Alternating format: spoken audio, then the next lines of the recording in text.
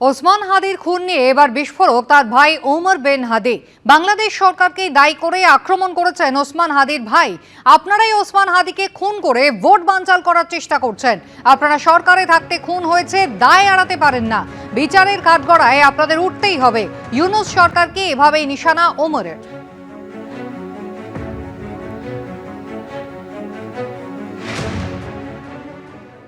আপনারাই ওসমান হাদিকে হত্যা করিয়েছেন, আবার আপনারা এটাকে ইস্যু করে নির্বাচন বানচাল করার চেষ্টা করতেছেন। আপনারা যারা রাষ্ট্র ক্ষমতায় থাকাকালীন অবস্থায় ওসমান হাদিকে হত্যা করা হয়েছে, এই হত্যার দায় আপনারা এড়াতে পারবেন না।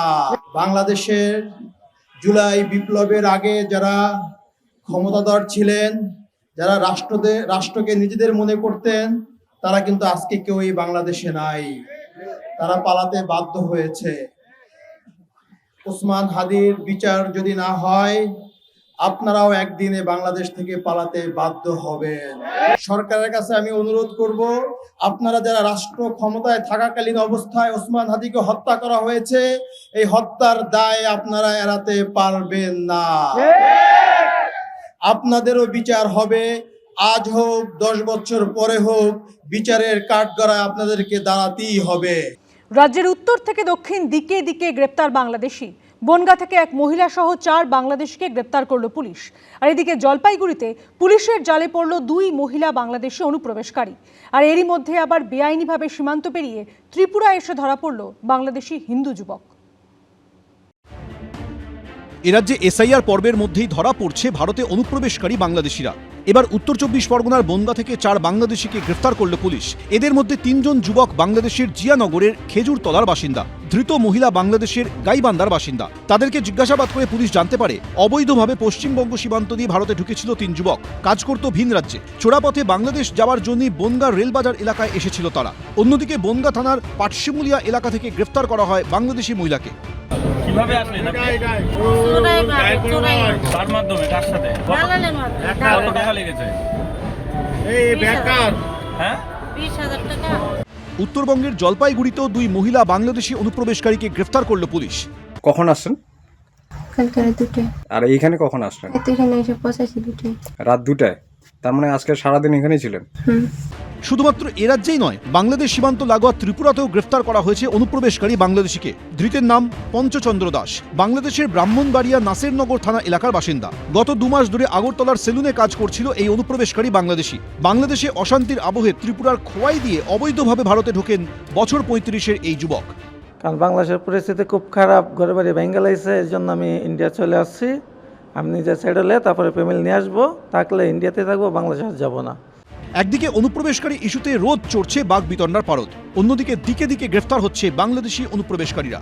সমীরণ পাল, রাজা চট্টোপাধ্যায়, প্রসেনজিৎ সাহা, এবিপি আনন্দ। সোমবার ঘোষণা, মঙ্গলবার বাতিল। বালিগঞ্জের প্রার্থী হিসাবে নিশা চট্টোপাধ্যায়ের নাম বাতিল করলেন হুমায়ুন কবির। প্রার্থী হওয়ার পর ভাইরাল হতে থাকে নিশার বিভিন্ন ছবি ও ভিডিও।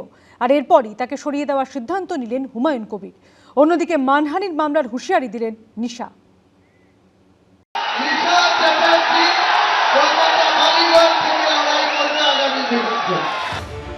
মাত্র 24 ঘন্টা পেরোল, তার মধ্যেই দিগবাজি।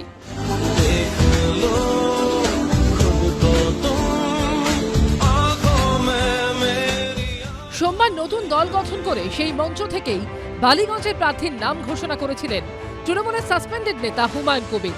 মঙ্গলবারই সেই প্রার্থীর নাম বাতিল করলেন ভরতপুরের বিধায়ক।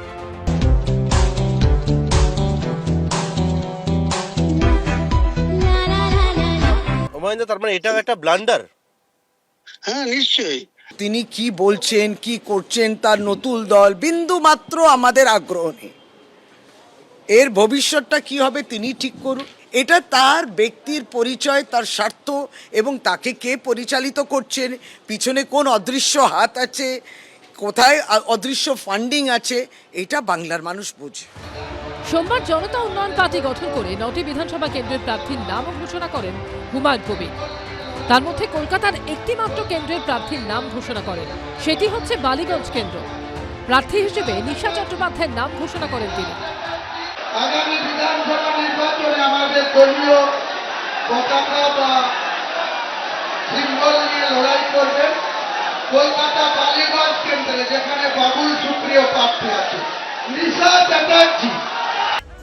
এরপরই সোশ্যাল মিডিয়ায় দেওয়া নিশা চট্টোপাধ্যায়ের বিভিন্ন ছবি ও ভিডিও ভাইরাল হতে থাকে, যা নিয়ে শুরু হয় বিতর্ক। তারপরই বালিগঞ্জ কেন্দ্র থেকে নিশার নাম সরিয়ে নেন হুমায়ুন কবির। আমার জানা ছিল না উনি একজন সেলিব্রিটি, এটাই জানতাম, কিন্তু প্রার্থী ডিক্লেয়ার করার আধ ঘন্টার মধ্যেই টিএমসির বিভিন্ন যে আইটি সেল বা বিভিন্ন রকম অনলাইনে যেসব ফেসবুকে তেনার কিছু ছবি ভাইরাল হয়েছে, তাতে আমার মনে হয়েছে যে আমার শুরুটা এই ধরনের কোনো ব্যক্তিকে বিধানসভার মতো পবিত্র জায়গায় পাঠানোর জন্য বা আইন প্রণয়নকারী সদস্য হিসাবে পাঠানোর জন্য মানুষ আমাকে ভুল বুঝতে পারে।